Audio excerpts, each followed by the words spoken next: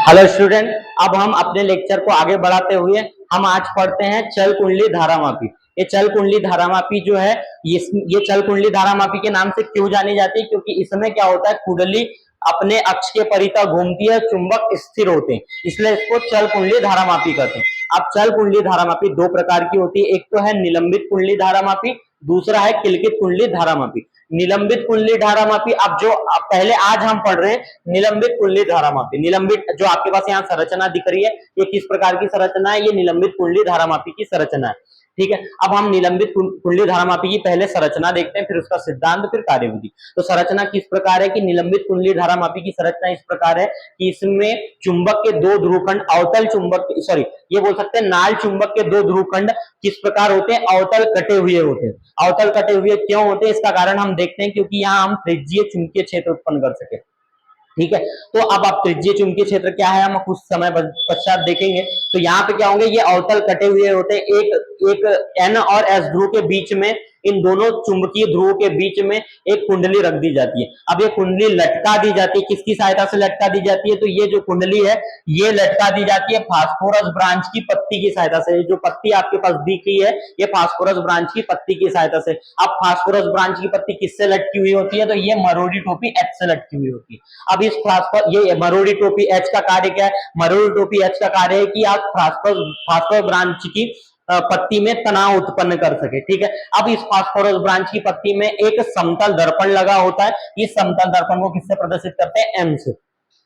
कुंडली के दूसरे सिरे पर स्प्रिंग लगी हुई होती है, स्प्रिंग को एसपी से प्रदर्शित करते हैं, स्प्रिंग का संबंध संयोजी पेच T1 से कर दिया जाता है। ठीक है, अब देखते हैं कि कुंडली किस प्रकार बनी होती है। कुंडली होती है एक आयताकार या बेलनाकार या गोलीय एल्यूमिनियम के फ्रेम पर तांबे के पृथक्कृत तारों को लपेटकर बनाई जाती है। ये तांबे के पृथक्कृत तारों को लपेटकर क्यों बनाई जाती है, क्योंकि जब तांबे के तार पृथक्कृत तार आपस में लपेट दिए जाए तो तांबे के पृथक्कृत तार क्या होते हैं, तांबे के पृथक्कृत तार देखिए, अगर आप मान लेते हैं, आपने आगे वाली संरचना देख लीजिए, ये इस प्रकार है।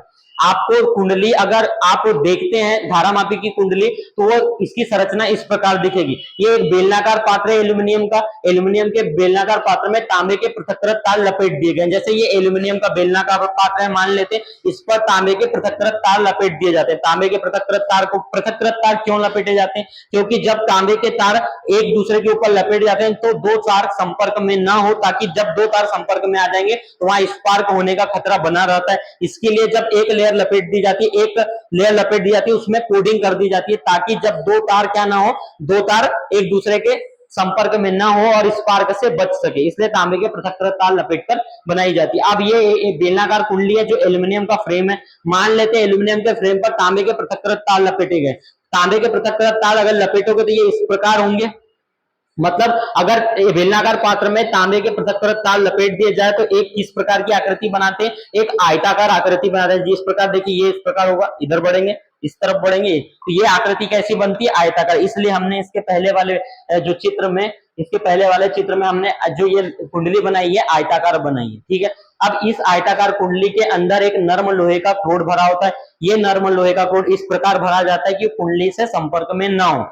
ठीक है, नर्म लोहे का क्रोड क्यों भरा होता है, नर्म लोहे का क्रोड भरा होता है ताकि क्या हो सके, जो ये एन और एस ध्रुव चुंबकीय क्षेत्र उत्पन्न कर रहे हैं, ये नर्म लोहे का क्रोड चुंबकीय क्षेत्र को बढ़ाने का प्रयास करता है। ये इसकी संरचना है। अब इसकी संरचना से हम आगे बढ़ते हैं कार्यविधि। अब इसकी संरचना में एक चीज ध्यान दीजिए कि ये जो ध्रुव खंड है वो अवतल क्यों कटे हैं। ध्रुव खंड अवतल इसलिए कटे हैं कि आप ये वाले चित्र पे देख सकते हैं, अगर आप इस चित्र को ऊपर से देखते हैं तो ये आपको कहीं ना कहीं ये इस प्रकार देखा जाएगा, क्योंकि आपको ये केवल बेलनाकार पात्र का इतना गोलीय भाग दिखाई देगा, तो ये इस प्रकार दिखाई देगा। ये जो लटके हुए हैं ये तांबे के तार है। अब यहाँ पर ये त्रिज्यीय ध्रुवखंड क्यों कटे हैं, त्रिज्यीय ध्रुवखंड इसलिए कटे हैं ताकि जब आप कुंडली में विद्युत धारा प्रवाहित करें, जो कल हम बल आघूर्ण वाले व्यंजक में पढ़ चुके थे कि जैसे ही विद्युत धारा प्रवाहित करते हैं कुंडली अपने अक्ष के परितः घूमने लगती है। अक्ष के परितः घूमने लगती है तो यहाँ पे क्या उत्पन्न होता है, बल आघूर्ण। बल आघूर्ण का मान अपने कल देख चुके थे कि बल आघूर्ण टाउ बराबर होता है आई ए बी साइन थीटा। अब आपको ये पता है कि अगर आपको अधिक से अधिक क्या करना है, बल आघूर्ण उत्पन्न करना है तो थीटा का मान कितना होना चाहिए, अधिकतम मान ज्ञात करना है तो थीटा का मान 90 डिग्री होना चाहिए। इसका मतलब टाउ बराबर क्या हो जाएगा, आई ए बी साइन 90, और साइन 90 का मान आपको पता है, साइन 90 का मान कितना होता है, तो टाउ बराबर आई ए बी साइन 90 का मान 1 होता है। चूंकि आपको पता है यहाँ पर कितने फेरे थे, n फेरे हैं मान लेते, तो यहाँ पर सामने में n आ जाएगा। और इसी प्रकार ठीक है, टाउ इक्वल टू यहाँ पर कितना हो जाएगा, NIAB। यहाँ क्या हो जाएगा, टाउ इक्वल टू NIAB।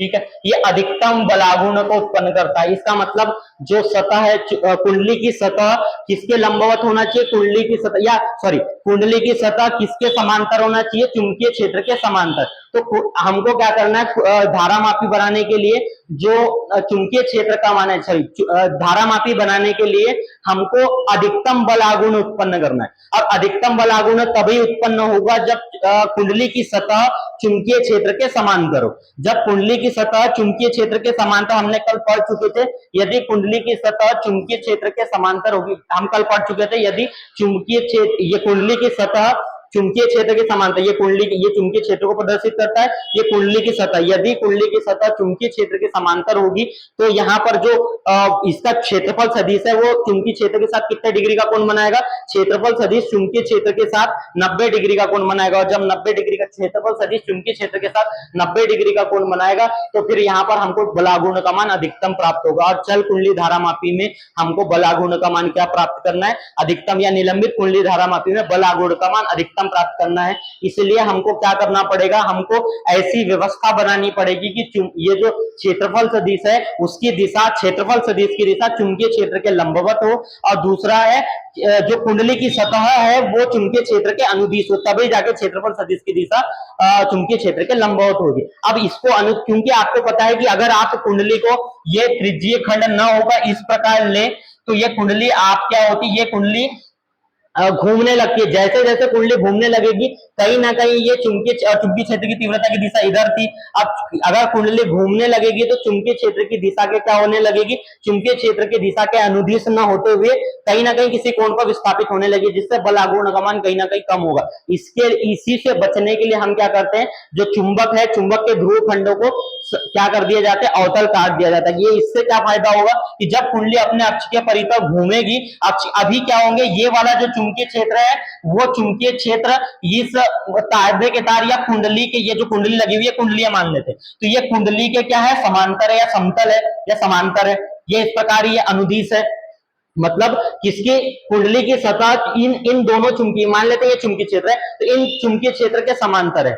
अब जैसे कुंडली घूमने लगेगी कहीं ना कहीं ये घूमेंगे इस प्रकार, जैसे कि ये इस प्रकार लिखा हुआ है, हाँ ठीक है, ये चुंबकीय क्षेत्र ये घूमने लगेगी धीरे धीरे। अब जैसे घूमने लगेंगे तो फिर ये चुंबकीय क्षेत्र तो कोई परिवर्तन कर नहीं सकते, ये जैसे घूमेगी तो क्या होंगे, फिर ये घूमने के बाद जैसे एग्जांपल के लिए इसको घुमाते हैं, अगर ये एग्जांपल घूम जाएगी तो ये दोनों क्या हो जाएंगे, इसके समांतर हो जाएंगे।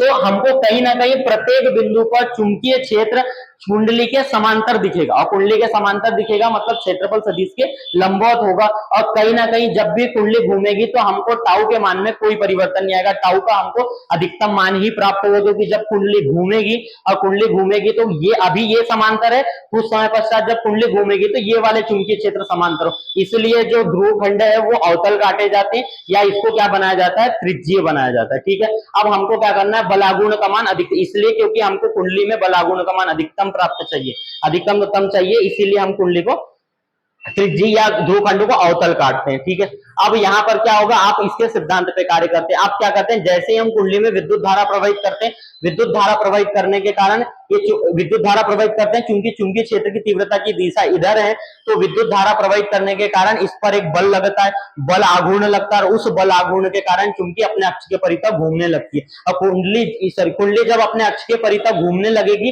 तो जब कुंडली अपने अक्ष के परितः घूमने लगेगी तो क्या उत्पन्न करेगी, बलागुण, और बलागुण का मान क्या होना चाहिए, बलागुण का मान अधिकतम। तो मान लेते हैं जब कुंडली अपने अक्ष के परितः घूमती है तो यह सिद्धांत देख लेते हैं, जब कुंडली अपने विद्युत धारा प्रवाहित करने पर जब कुंडली अपने अक्ष के परितः घूमने लगती है तो वो बलागुण उत्पन्न करती है, क्योंकि दोनों सिरे पे लगने वाला बल हम कल के व्यंजक में पढ़ चुके हैं। ठीक है, तो सिद्धांत क्या होगा, जब आपने विद्युत धारा कुंडली में प्रवाहित की, कुंडली अपने अक्ष के परितः घूम रही है, अक्ष के परितः घूमती है तो वहां बलागुण उत्पन्न करता है। हमको हमेशा यह ध्यान रखना है कि कुंडली किसके समांतर हो, कुंडली हमेशा चुंबकीय क्षेत्र के समांतर हो, तब जाके क्षेत्रफल सदिश की दिशा चुंबकीय क्षेत्र के लंबवत होगी। ठीक है, तो हम देखते हैं कि हमको चुंबकीय क्षेत्र का मान अधिकतम प्राप्त करना है, सॉरी बल आघूर्ण का मान अधिकतम मान प्राप्त करना है, टाउ बराबर आई ए बी। ठीक है, और यहाँ पे अगर एन फेरे हैं तो इसको क्या लिखेंगे, एन आई बी, क्योंकि कुंडली कुंडली चुंबकीय क्षेत्र की तीव्रता के अनुदिश है या दिशा में है, तो फिर ये 90 डिग्री का कोण बनाएगा, क्षेत्रफल सदिश चुंबकीय क्षेत्र के साथ 90 डिग्री का कोण बनाएगा, और फिर मान क्या हो जाएगा, एन आई ए बी, ये अधिकतम चुंबकीय क्षेत्र की सॉरी अधिकतम बलागुण के व्यंजक को व्यक्त करता है। इसको मान लेते हैं समीकरण नंबर 1।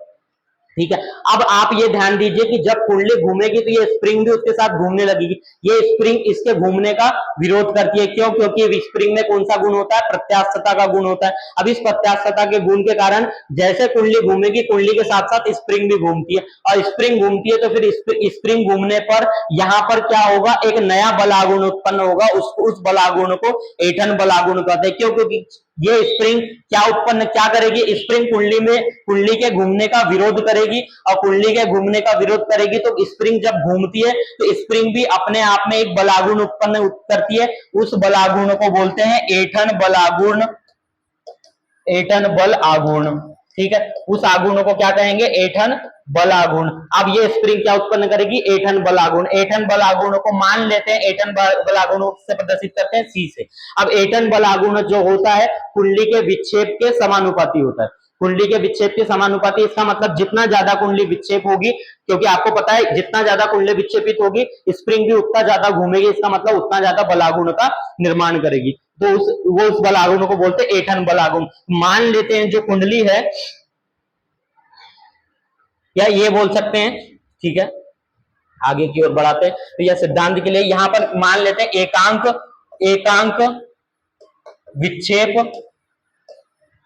विक्षेप पर ऐंठन बल आघूर्ण, एकांक विक्षेप पर ऐंठन बल आघूर्ण कितना है, सी है। मान लेते हैं कुंडली फाई विक्षेपित हो जाती है, तो फाई विक्षेप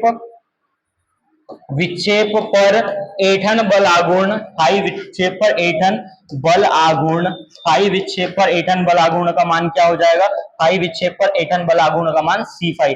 जैसे देखिए एकांक विक्षेप पर बल आघूर्ण क्या है, ऐंठन बल आघूर्ण C है, और फाई विक्षेप पर ऐंठन बल आघूर्ण का मान कितना होगा, C5।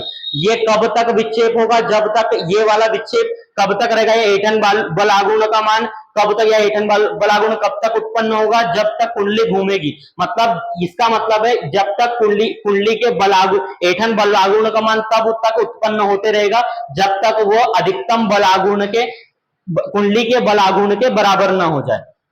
क्यों? क्योंकि देखो जैसे ही बराबर हो जाएगा, अब आपके ये इस तरफ घूम रहा है, ये ऐंठन बल आघूर्ण की दिशा विपरीत दिशा में, ऐंठन बल आघूर्ण की दिशा कुंडली के विक्षेप की दिशा में होती है। जब ये घूमेगी ये इसके विपरीत दिशा में बल आघूर्ण का मान इसके विपरीत दिशा में होगा, कुंडली घूमेगी इधर ही, पर बल आघूर्ण का मान इसके विपरीत दिशा में होगा। ये कब तक होगा, जब तक कि ये दोनों का बराबर ना होगा। जैसे ही ऐंठन बल आघूर्ण का मान किसके बल आघूर्ण के बराबर हो जाए, ऐंठन बल आघूर्ण का मान कुंडली के बल आघूर्ण के बराबर हो जाता है, कुंडली घूमना क्या कर देगी, बंद कर देगी, कुंडली घूमना बंद कर देगी। इसका मतलब ऐंठन बल आघूर्ण का मान किसके बराबर होगा, हो जाएगा कुंडली के बल आघूर्ण के। तो कुंडली का बल आघूर्ण बराबर क्या हो जाएगा, यहाँ पे इसको कुंडली घूमती है तो उसको कौन सा बल आघूर्ण बोलते हैं, विक्षेपक बल आघूर्ण। तो विक्षेपक बल आघूर्ण किसके बराबर हो जाएगा, या बोल सकते हैं विक्षेपक बल आघूर्ण के बराबर कौन हो जाएगा, ऐंठन बल आघूर्ण। जब ये दोनों आपस में बराबर हो जाएंगे तब कुंडली घूमना क्या कर देगी, बंद कर देगी, क्योंकि ये कुंडली के विपरीत दिशा में दोनों एक दूसरे के कब तक, जैसे ये उंगली है, मान लो आपके पास, अगर ये आपके पास है सामान्य, आप ये है, ये कुंडली है, ये आपके स्प्रिंग है, तो जैसे ही आपको घुमाएंगे कब तक घूमेगी उंगली, जब तक कि आप ये इसकी एक प्रत्यास्थता की सीमा तक घूमेगी।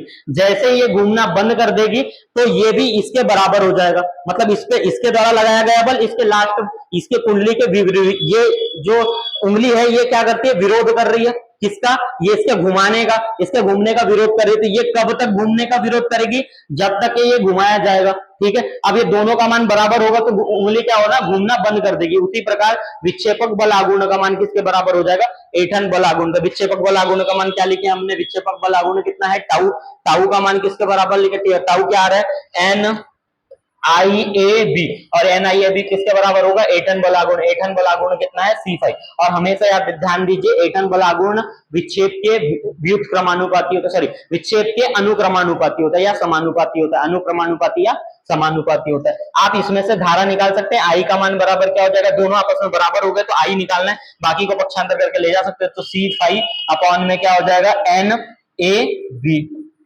ठीक है, आप यहां ध्यान दे सकते हैं, ये किसको प्रदर्शित करता है, इसके सिद्धांत को प्रदर्शित करता है, मतलब बहने वाली विद्युत धारा। अब यहां से और आगे बढ़ा सकते हैं, तो ये आपको पता है आई बराबर, ये तो सी तो है कांस्टेंट राशि, मतलब एक नियतांक है, एन संख्या है, ये भी नियतांक है, क्षेत्र कुंडली का क्षेत्रफल सदिश या क्षेत्रफल का मान बदलेगा नहीं, चुंबकीय क्षेत्र की तीव्रता का मान बदलेगा नहीं। इसका अर्थ आप ये ध्यान दे सकते हैं कि ये जो इतना पूरा भाग है ये क्या काम करेगा, ये पूरा भाग एक नियतांक का काम करेगा। मान लेते हैं ये नियतांक कितना है, के, तो के ये हो जाएगा 5। ठीक है, जहां के क्या है, जहां के एक नियतांक है, जहां के का क्या है, नियतांक है, और के नियतांक के रूप में है, और यहाँ पे जहां के का मान क्या है, C upon N A B, और इस नियतांकों को या इस नियतांक के किसे प्रदर्शित कर सकते हैं, या इसी को के से ना प्रदर्शित करते हुए जी से प्रदर्शित करते हैं, ये जी से प्रदर्शित कर सकते हैं। और ये जी क्या है, एक ये इस प्रकार देख सकते हैं कि कभी कुछ बुकों में या कुछ राइटर की बुकों में वो के से प्रदर्शित किया जाता है, और कुछ राइटरों की बुकों में जी से प्रदर्शित किया जाता है। तो यहाँ पे जी होगा, और जी क्या कहलाता है, ये नियतांक कहलाता है। कौन सा नियतांक कहलाएगा, ये धारामापी नियतांक कहलाता है। तो जी कौन सा एक नियतांक है, जिसे क्या क्या कहते हैं, जिसे धारामापी नियतांक कहते हैं, धारामापी, जिसे धारामापी नियतांक कहते हैं, जिसे धारामापी नियतांक नियतांक कहते हैं। जी धारामापी नियतांक है, जिसे धारामापी नियतांक कहते हैं। ठीक है, अब इसका और आगे बढ़ाना चाहे तो, चूंकि आपको पता है अगर आपके पास आई समानुपाती 5 हो तो एक नियतांक, जब समानुपाती का चिन्ह हटाते हो तो एक नियतांक आता है जी। एग्जाम्पल के लिए कि जी नियतांक आ रहा है। अब अगर आप यहीं पे, अगर आप ये दिया हुआ, जब ये दिया रहता तो हम ये लिखते, अगर आप ये दिया हो तो ये लिख सकते हैं कि नहीं लिख सकते, लिख सकते हैं। तो हम क्या कर देते हैं, इसको आगे बढ़ाते हैं, तो आई और ये समानुपाती क्यू। इसका मतलब क्या है, ये सिद्धांत ये प्रस्तुत करता है कि जितना ज्यादा कुंडली जितना ज्यादा विक्षेपित होगी, सॉरी कुंडली में जितनी ज्यादा विद्युत धारा प्रवाहित की जाएगी वो कुंडली का विक्षेप उतना अधिक होगा। जितनी ज्यादा विद्युत धारा प्रवाहित की जाएगी कुंडली का विक्षेप उतना अधिक होगा। ठीक है, इसको गैल्वेनोमीटर से भी करिए, धारामापी को गैल्वेनोमीटर कहते हैं। यहाँ से ये बता सकते हैं कि धारा का मान जितना अधिक होगा विक्षेप उतना अधिक होगा, मतलब कुंडली में जितना ज्यादा धारा प्रवाहित कराओगे विक्षेप उतना अधिक होगा, जिससे अपन माप। अब यहाँ पे हम ये देखते हैं कि इसका प्रयोग किस प्रकार होता है, या प्रयोग विधि, इसका काम किस प्रकार है। अब ये प्रयोग विधि में क्या करते हैं, निलंबित कुंडली धारामापी में क्या करते हैं, यहाँ से हम बाहर से एक प्रकाश को आपतित कराते हैं। ये जो है यहाँ पाठ्यांक प्राप्त करने के लिए क्या करते हैं, यहाँ पर एक प्रकाश आपतित करवाते हैं। अब प्रकाश आपतित करवाया जाएगा इस प्रकार, इस समतल दर्पण में प्रकाश आपतित कराने के सामान्य जब विद्युत धारा प्रवाहित नहीं की जाती तब प्रकाश आपतित कराते हैं, और एक बिंदु निश्चित परावर्तन के द्वारा एक बिंदु निश्चित कर देते हैं। अब जैसे ही फिर क्या होगा, कुंडली में विद्युत धारा प्रवाहित की जाती है, विक्षेप उत्पन्न हो जाता है, और वो विक्षेप क्या करता है, परावर्तन जहां पर दिखाई देता है, वो जहां से परावर्तित हो रही है कुंडली, वहां पर जैसे जिस प्रकार मान लेते हैं प्रारंभ में जैसे विद्युत धारा प्रवाहित करने पर, प्रकाश देने पर, प्रकाश आपको सामने में किसी बिंदु यहाँ पर प्राप्त हुआ है, जैसे विद्युत धारा प्रवाहित करोगे कुंडली अपने अक्ष के परितः घूमने लगेगी, और अक्ष के परितः घूमेगी तो ये जो प्रकाश का बिंदु है या जो बिंदु प्राप्त हुआ है वो कहीं ना कहीं विक्षेपित प्राप्त होगा इधर कहीं। तो हम देख लेते हैं कि ये यहाँ से यहाँ पर क्या हो जाएगा, विक्षेप उत्पन्न हुआ है, तो हम यहाँ से यहाँ तक का पाठ्यांक माप लेंगे। यही इसका क्या है, प्रयोग विधि है। ठीक है, ये निलंबित कुंडली धारामापी की संरचना, सिद्धांत और प्रयोग विधि हो चुकी है। मुझे लगता है टॉपिक क्लियर होगा। एक बार आप देख लीजिए इसकी संरचना, सिद्धांत और कार्यविधि। संरचना के लिए आप तो जानते हैं कि मतलब आपने क्या किए, संरचना के लिए वही एन और एस ध्रुव अवतल कटे हुए हैं, इसके बीच कुंडली रखी हुई है फास्फोरस ब्रांच की पत्ती की सहायता से, और ये फास्फोरस ब्रांच की जो पत्ती है ये फास्फोरस ब्रांच की जो पत्ती है उसमें क्या करें, कुंडली को लटका दिया जाता है। कुंडली एल्यूमिनियम के फ्रेम पर तांबे के पृथक तारों से लपेटकर बनाई गई, इसमें नर्म लोहे का क्रोड होता है। यहाँ पे फास्फोरस ब्रांच की पत्ती में अवतल दर्पण, सॉरी समतल दर्पण लगा दिया जाता है, ताकि वहां से विक्षेप प्राप्त कर सके। दूसरे सिरे पर स्प्रिंग लगी होती है ताकि ये क्या उत्पन्न करे, ऐंठन बल आघूर्ण उत्पन्न करे। जैसे घूमने के पश्चात एक बार रुक जाएगी, पुनः स्प्रिंग उसको प्रारंभिक अवस्था में ला लेती है और ये स्प्रिंग क्या उत्पन्न करती है, ऐंठन बल आघूर्ण। आपको पता है ये आपको क्या व्यवस्थित, आपको सबसे ज्यादा क्या ध्यान रखना है, ये ध्यान रखना है कि यहाँ पर जो बलागुण उत्पन्न होगा विद्युत धारा प्रवाहित करने पर, बलागुण का मान अधिकतम रहे। इसके लिए अधिकतम बलागुण के लिए हम जो कुंडली है या ध्रुव खंड को किस प्रकार काटते हैं, ध्रुव खंड को नाल चुंबक के ध्रुव खंड को अवतल काट देते हैं, ताकि जब कुंडली घूमे तो ये जो है हमेशा कुंडली घूमे तो हमेशा चुंबकीय क्षेत्र की दिशा किसके अनुदिश हो, चुंबकीय क्षेत्र की दिशा कुंडली के अनुदिश हो, तब चुंबकीय क्षेत्र की दिशा किसके लंबवत हो जाएगी, तब या ये बोल सकते हैं चुंबकीय क्षेत्र की दिशा कुंडली के लंबवत हो, तब क्षेत्रफल सदिश की दिशा किसके लंबवत हो जाएगी, एक सेकंड सॉरी, कुंडली की दिशा या बोल सकते हैं चुंबकीय क्षेत्र की दिशा किसके अनुदिश हो, कुंडली के अनुदिश हो, ताकि क्षेत्रफल सदिश की दिशा चुंबकीय क्षेत्र के लंबवत बनी रहे और अधिकतम टाउ का मान क्या हो, आपको अधिकतम प्राप्त हो जाए।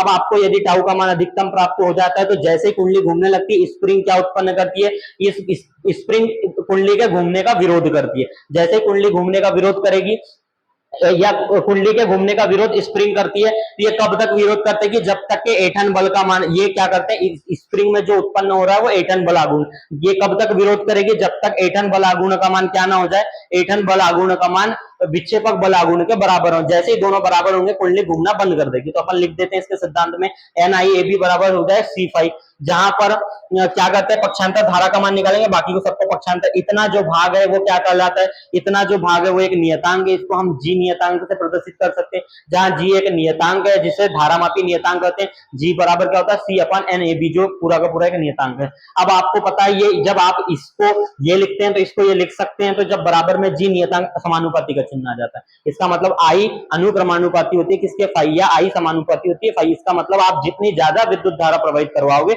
उतना ज्यादा क्या उत्पन्न होगा, विक्षेप उत्पन्न होगा। मुझे लगता है टॉपिक क्लियर हुआ होगा शायद। निलंबित कुंडली वाला जो जितना भी टॉपिक है आप सभी को क्लियर होगा। आज के लिए इतना ही रखते हैं, ठीक है।